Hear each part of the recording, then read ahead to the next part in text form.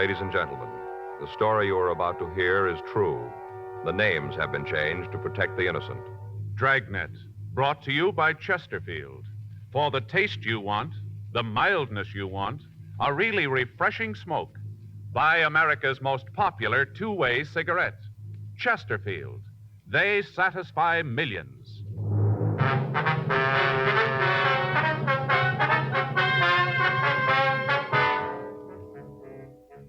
You're a detective sergeant.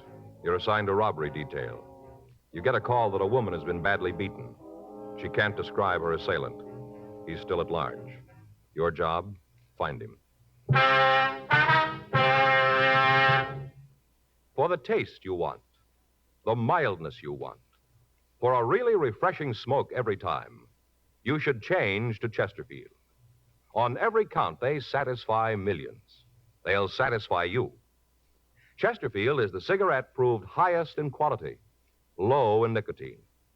The cigarette tested and approved by 30 years of scientific tobacco research. The cigarette with the taste and mildness you want. Yes, the Chesterfield you smoke today is the best cigarette ever made. Best for you. It all adds up to Chesterfield's world-famous slogan. They satisfy. Regular or king size, try Chesterfield today.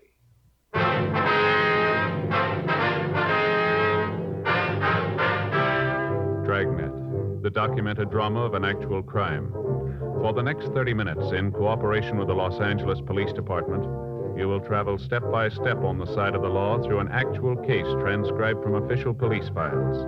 From beginning to end, from crime to punishment, Dragnet is the story of your police force in action.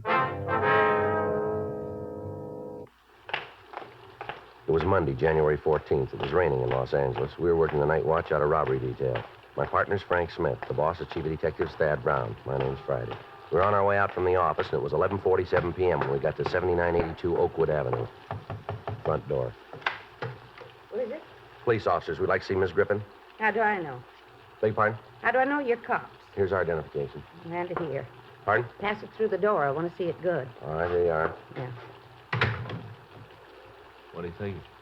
Well, your guess is as good as mine. Come on in. Thank you. Hurry up. Don't let all the rain in. Yes, ma'am. What if I have my identification back, please?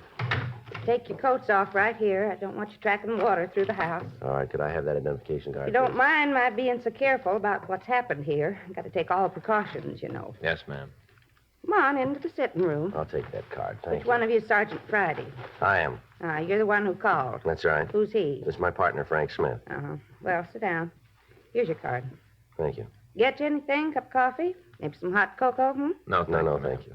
Well, suit yourself. Now, what is it you want? We understand you know Mrs. Kieran. We're neighbors. Mm-hmm. Maybe you can tell us what happened here tonight. Seems like you'd have the story, being cops and all. Well, we'd like to hear you tell it, ma'am. All right. I was here tonight watching the TV. Just gone out to the kitchen to get a plate of snacks for the late show. You know, kind of like to munch. Mm-hmm. Well, all of a sudden, I heard this scream real loud. I wasn't watching the television right then, so at first I thought it was from the set, you know, like a drama. Yes, ma'am. Didn't think nothing about it right then. Got myself all settled for the movie, and then I heard another scream. That's when I knew there was something wrong. How's that? There was a quiz on the television. No reason for any screams. Right then, there was another one. Then I knew it was from next door. Yeah. So I got my coat and umbrella and went over there. I see. Knocked on the door, but didn't get no answer. Well, I went into the house, all dark, not a light on. Went right in and called to Mrs. Kieran, called to her. Mm-hmm.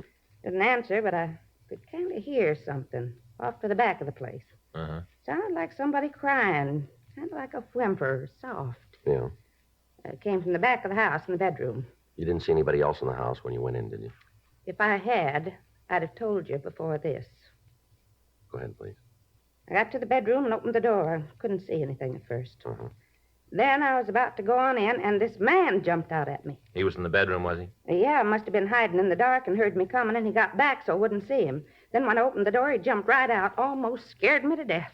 Well, what did he do? Just jumped at me and ran out of the house. Right through the front door, I heard it slam. Mm-hmm. And then I heard the crying again. It was sort of off to one side of the room. I couldn't see right away where it was coming from. Uh-huh. I turned on the light, and right away I saw her. She was laying on the floor. Yes, ma'am. Oh, it was just terrible. Room was all tore up. Things all thrown around, a real mess, and her laying right there in the middle of it, all beat up. Looked like whoever done it had tried to kill her. What'd you do then?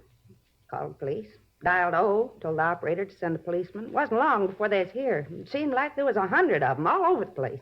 All right, Miss Griffin. I wonder if you can give us a description of the man you saw. Other officers asked me the same thing. Isn't much I can tell you. Just all of a sudden, he was there, and then he was gone. You're pretty sure it was a man, though, huh? Certainly, I guess I know a man when I see one. Been married to one for 22 years. Yes, ma'am. Can you tell us anything about him? I just got a glimpse of him, not good.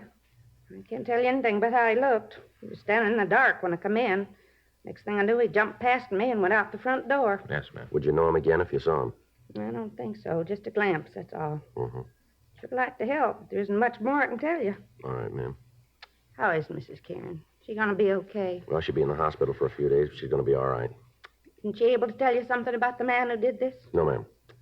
Seems like she'd be able to describe him. Must have been there for a good half hour. How do you figure that? Must have been at least that long from the time I heard the first scream till I got over there. First off, I didn't think it was real. Thought it was on television. Yes, ma'am, you told us. Must have been a half hour. Mm-hmm. Now, did Mrs. Kieran have any enemies that you knew of?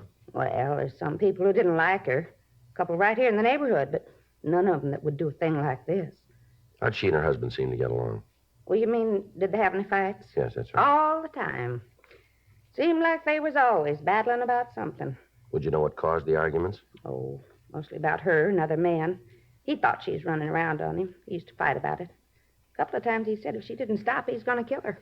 Was that true? You mean about her and the men? Yes. Well, might have been. For all I know, I didn't pay much mind to their troubles. Seems like I had too many things to keep me busy without getting mixed up in their problems. All right, Miss Griffin, we'll leave our card with you. If you remember anything you think we'd be interested in, we'd appreciate a call from you. And if I think of anything, you get one. Thank you, ma'am. Don't it seem kind of funny to you Well, what's that? how Mrs. Kieran can't tell you anything about the fella? Don't that strike you kind of odd? How do you mean? Well, if somebody was in my house for that long, I'd be able to tell something about him. Something for sure. Mm-hmm. Of course, I guess with the lights off, maybe she couldn't see. And then again, Yes, ma'am? maybe she don't want to tell you.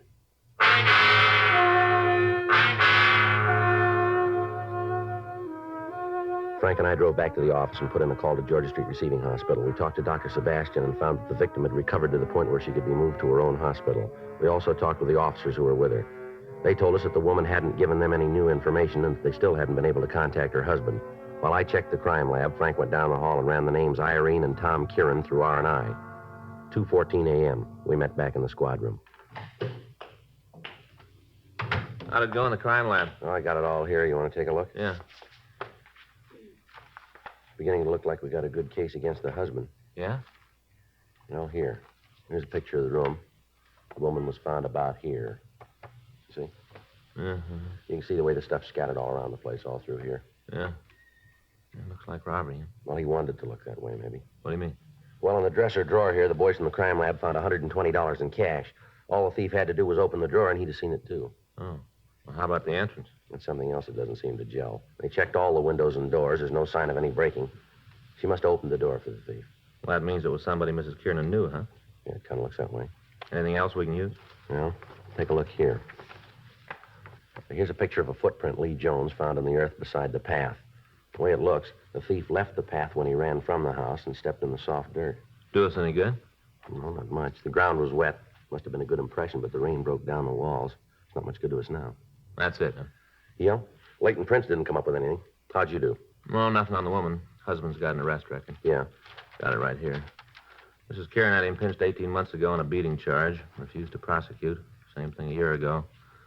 And here, besides her complaints, he's been booked for ADW and suspicion 211. Got any big time? No, never drew a conviction. Now, Joe, thing I don't understand, if it was her husband, why doesn't she beef him? She wasn't worried about having him arrested before. I don't know. There's something wrong about it. Well, there's got to be an answer someplace. You tagged the stats office? Yeah, I gave him what we had on the guy. They're going to start a run on the MO in the morning. Better get the rest of this information down to him. Yeah, we can drop it off on the way out, huh? Right. You got that list of the husband's friends? Uh-huh. Well, let's talk to them. Maybe they can tell us where he is. Okay. Hot shot. I'll get it.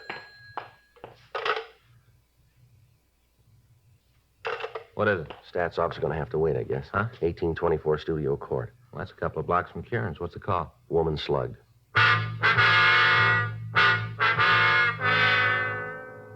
We left the office and we drove over to the address code 3. It was a small house set well back on the lot. When we got there, a felony car out of Hollywood Division had already arrived and the crime lab had been called. The victim was identified as a Mrs. Milo Hudson, age 42. An ambulance was dispatched from Hollywood Receiving Hospital and she was given first aid. She'd been beaten about the head and shoulders. As soon as the attendants had finished, Frank and I talked to her. If you'll just tell us what happened, please. Awful thing. Most awful thing ever happened to me. Yes, ma'am. Did you get a good look at the man? Pretty good. Not real good, but I did see him. Could you describe him for us? How do you mean? Well, how tall was he? I guess about as tall as you, Be about 5'11"? if that's how tall you are. Yes, ma'am. How about his weight? Was he heavy or light? About like him. That'd be about 180, huh? I guess so. I don't know, but I guess that's about what it is. What about his face? Did you see that? Yes, sir. Got a good look. You'd know him again if you saw him, would you? I certainly would. Never forget that face. Not if I live to be 100, I'll never forget it. Now, could you give us a good description of him? Had dark hair, almost black, kind of curly. Little wave right here in front. Mm-hmm. Had blue eyes, dark blue, might have been kind of hazel color. Dark. Mm-hmm. Was he clean shaven? You mean, did he have a mustache? Yes, ma'am. No, didn't have anything like that. Mm-hmm. Was there anything about him that might make it easier for us to identify him? I don't think I know what you mean. Well, did he have any scars, any birthmarks, anything like that? Let me think. Seems there was something, but I can't remember what. This man say anything to you? Not at first. When he came in, he didn't say a word, just pointed the gun at me and motioned back into the house, like he wanted me to get back there. Uh-huh, but he did say something to you later, is that right? Yes. When we got to the bedroom and he started to go through the place, I told him he better get out because my husband would be coming in any minute. I see. He smiled and said he knew George didn't get home till 4:30. He used your husband's name, did he? Yes. Come to think of it, he did. I didn't pay much attention to it before, but he did. Do you think you ever saw that man before? Not that I remember. But you're sure you'd know him if you saw him again? I sure would. See, I remember what it was about him. Yes? You know, you wanted something about him that'd make it easier to tell if he was the right man. That's right. He had a scar. Small one right here by his eye. Made it look like his left eye was real big. Gave him a funny look. Mm-hmm. That what you meant? Yes, ma'am. I wonder if you'd come down to City Hall and go through some pictures for us. Well, I want to do everything I can to help. I'm supposed to check with my doctor. If he says it's all right, I'll be there. When would you want me? Well, if you could make it in the morning. If the doctor says it's all right, I'll be there. Okay, thanks, Mrs. Hudson. We can send a car for you if you like. Might be better if you did. George likes to sleep late and I don't drive. All right, ma'am. We'll call you in the morning. Sure hope you can catch the person who's done this. Lord knows how many more people he's going to hurt. Yes, ma'am. Just seems to know all about people. When they're going to be alone and all, seems to know all about them. Mm-hmm. Knew right where everything in this house was, all the way. Knew right down to a T. You're sure you never saw him before, is that right? Positive. You don't forget that kind of face. See it once and you remember it all your life. Was there been anybody new in the neighborhood? I don't understand what you mean. Well, like any salesman, door-to-door canvassers, anything like that? Residential neighborhood like this, there's always somebody around trying to sell something. Must be a couple of people a day come to the door. But I'm sure the man who hit me wasn't one of them. All right, ma'am. Thank you very much. Not at all, Sergeant. I want to do all I can to help you get him. Mm-hmm. Do you have any idea who he is, where to find him? Not very much, Miss Hudson. Terrible to think about it. A man like that roaming the streets. Woman isn't safe in her own home anymore. We'll get to him, ma'am. I should hope so. But what do we do in the meantime? Just sit here and wait for this lunatic to kick the doors down? Well, we'll do everything we can. Awful. I'll never forget how he came in here, shoved me around. Just never forget it. Well, that makes you even. What? He won't either. We got out a supplemental broadcast carrying the description of the suspect, and then we continued to talk to the latest victim. She was unable to come up with any additional information. 4:30 a.m. The crew from the crime lab finished up their investigation, and Frank and I went back to the office. We left the description of the suspect at the stats office, and we asked R&I to check the oddity file for a possible identification on the scar that the suspect had. 5:21 a.m. We signed out of the office. The next day at 9:26 a.m., we met with Chief Brown and Captain Donahoe, and we went over the case with them. Because of the method of operation used, it became apparent that the thief was acquainted with the habits of the people in the neighborhood. 2 additional teams of men were assigned to the case, and they began to canvass the area for information on people who appeared to be loitering in the vicinity. It was also decided to assign 3 more police units to patrol the streets during the night hours. We checked all FI cards that had been filed in the area. That afternoon, Milo Hudson came down to the office and went through the mug books, but she was unable to make an identification. She was shown pictures of Tom Kieran, the husband of the first victim, but she stated positively that he was not the man who'd beaten her. The list of possibles came back from the stats office and was checked without result. A week went by. In spite of the additional men involved, the suspect hit 3 more times. In each case, the M.O. was the same. In each case, he escaped. However, we were able to get a little more information on him. We had the artist in Crime Analysis Division draw up a composite picture of the suspect, and we had it distributed to all officers in the city. The daily papers ran it on their front pages. Thursday, January 24th, 5:20 p.m. Frank and I got back to the office from dinner. I want to call Fay and tell her it looks like a late night. All right, I'll check the book. Anything? No. We call her from Pinky. Yeah? He and Leitner talked to that magazine salesman. Check out? No, the guy just got in town a couple of days ago. Description's pretty far off. Oh. I got it. Robbery Friday. Yes, ma'am, that's right. Well, we can take it. All right. What's that address again? Yes, that's Studio Court. Yes, ma'am, we'll be right out. No, don't do anything. If he wants to leave, don't try to stop him. That's right, we'll be right there. Woman out on Studio Court. Yeah. Says she thinks the suspect's in her house now.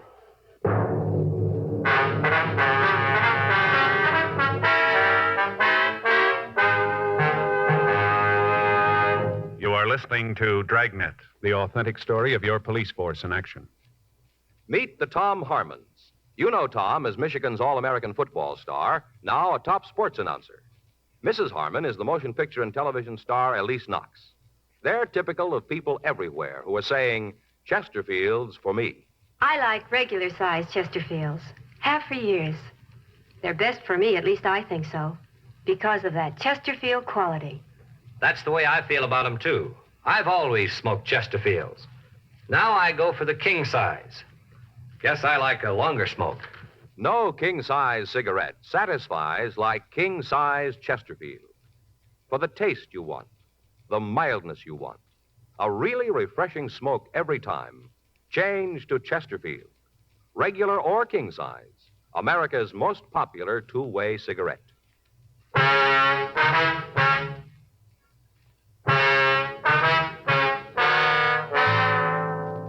Frank and I left the office and drove over to the address we'd been given on the phone. As we pulled up in front of the house, we could see a man standing on the porch. We got out of the car and we went up the walk. At the front door, we met the woman who'd called. She said that the man had rung the doorbell and had tried to force his way into the house. She went on to say that her husband wasn't home and that she'd managed to stall the man until we got there. We took him back to the city hall and talked to him in the interrogation room.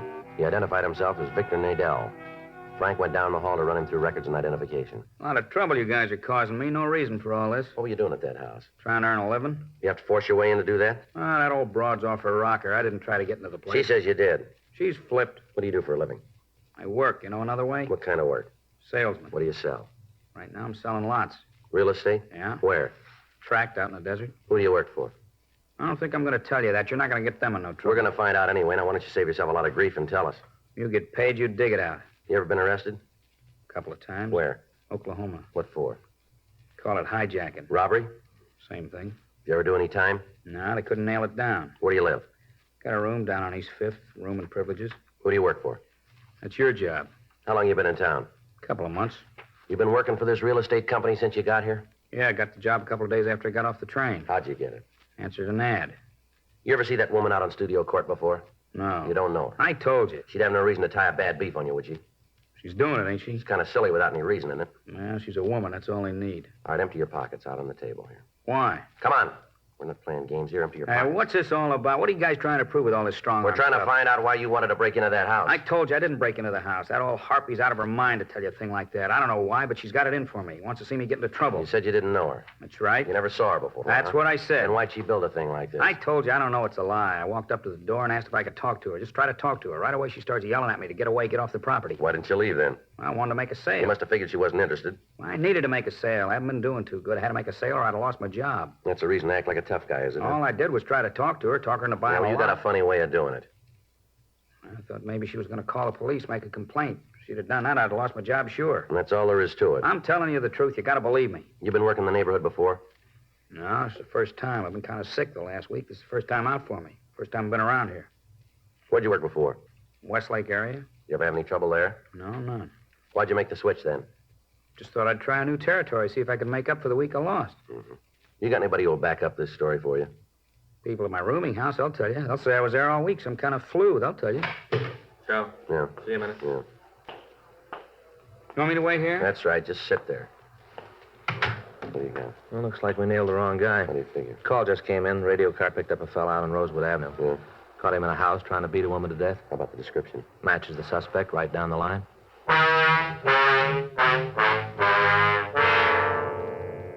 Victor Nadell was booked in at the main jail pending further investigation.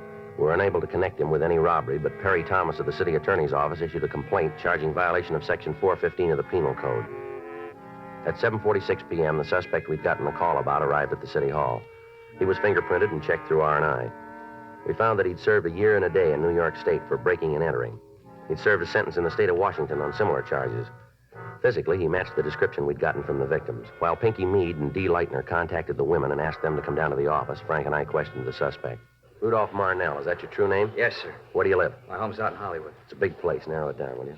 Ledgewood Drive, 2917. You ever been arrested? Yeah, you know that. It was a mistake, though. Both times? Well, the second time was because of the first. What do you mean by that? Now, once you've done time, it seems like anything goes wrong, the cops are on your back, just like this. Mm-hmm. You want to tell us what happened out there tonight? You mean on Rosewood? That's right. Big misunderstanding. Well, you tell us about it, will you?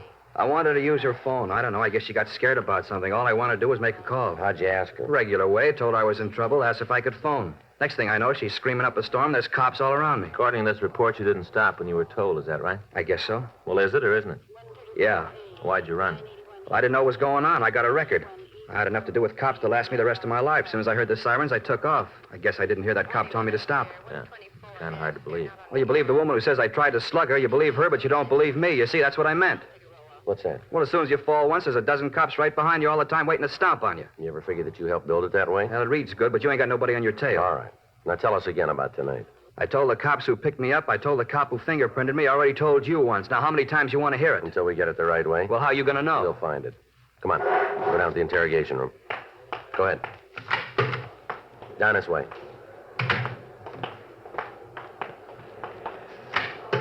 Go ahead, right in there. Sit down. All right, Marnell, now let's clean it up. What do you mean? You know we're going to have no trouble making you on these things. We got the victims on their way down here now. As soon as they identify you, you've had it. So save yourself a lot of time and trouble if you cop out now. I'd like to give you a hand, Sarge. I really would, but there's nothing I can do. I don't know what you're talking about. All right. What were you doing on January 10th? 10th? That's right. What day was that? Thursday. Gee, I don't know. It's a long time ago. It's hard to remember. How about the 11th?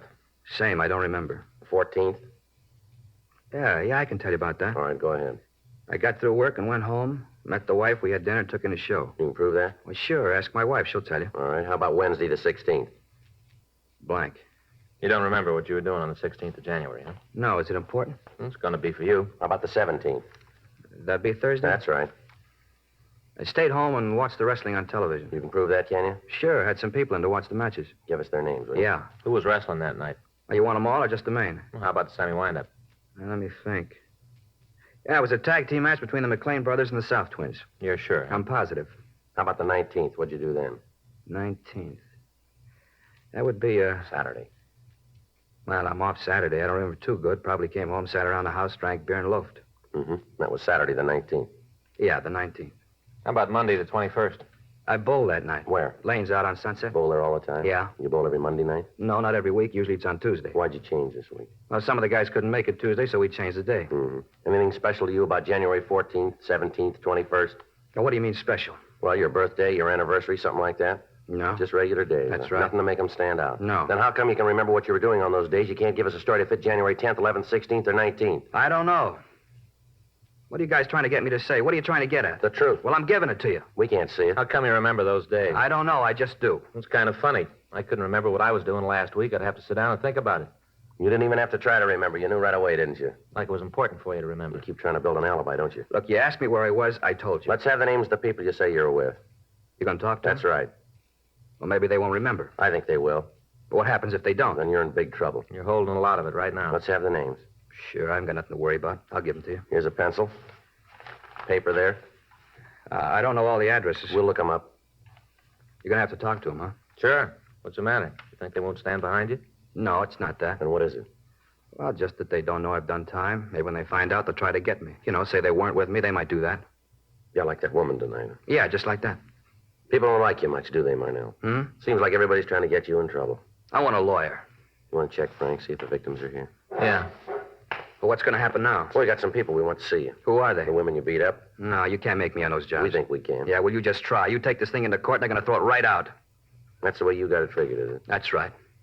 Go ahead, Frank. Bring him in. I said I want a lawyer. What? I said I want a Yeah, lawyer. well, you'll get one. Yeah, and a jury. I want a jury trial. You got a choice. You bet I have. You bring all these women down here to point me out, well, it isn't going to work. Bunch of people who don't like me, causing me trouble. People who don't like me. I want a jury trial, a judge and a jury. All right, you'll get them. I'll make you a bet. Hmm? They won't like you either.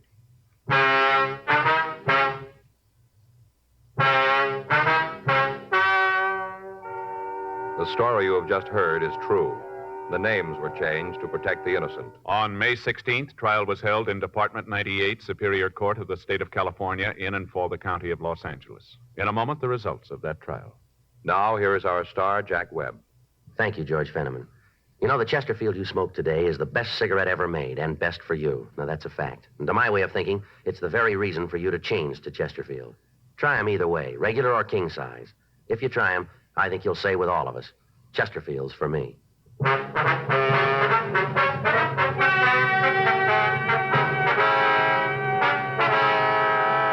Rudolph August Marnell was filed on for 4 counts of robbery in the first degree, 5 counts of burglary in the first degree, and 5 counts of assault with intent to do great bodily injury. He was found guilty by a jury trial on all counts and received sentence as prescribed by law. Robbery in the first degree is punishable by imprisonment for a period of not less than 5 years.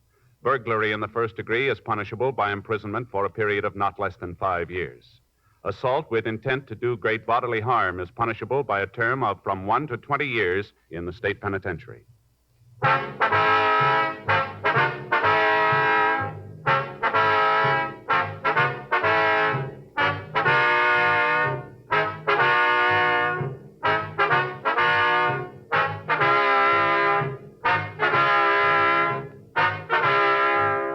You have just heard Dragnet, a series of authentic cases from official files. Technical advice comes from the Office of Chief of Police W.H. Parker, Los Angeles Police Department.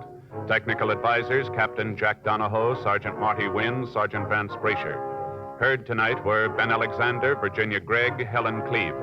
Script by John Robinson. Music by Walter Schumann. Hal Gibney speaking. Watch an entirely different Dragnet case history each week on your local NBC television station. Please check your newspapers for the day and time. Chesterfield has brought you Dragnet, transcribed from Los Angeles. Filter cigarette smokers, here is headline news. Nationwide demand for L&M filters drops price. Now you save up to 4 cents a pack, 40 cents a carton. Now everyone can afford America's highest quality and best filter tip cigarette. Remember, only L&M's have the miracle filter tip containing alpha cellulose. You get much more flavor, much less nicotine. Buy L&M filters, the distinctive monogram cigarette at the new low price. L&M filters.